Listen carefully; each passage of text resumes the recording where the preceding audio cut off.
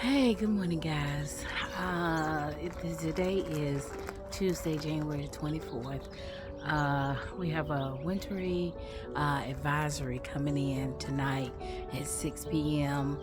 Um, through till tomorrow, I think at about 6 o'clock, Wednesday at 6 o'clock.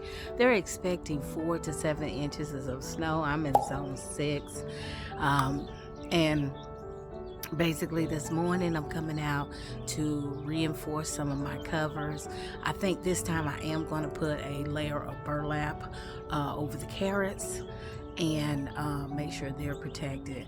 Other than that, I'm not going to do much of anything else because like I said, 4 to 7 inches of snow is not too bad.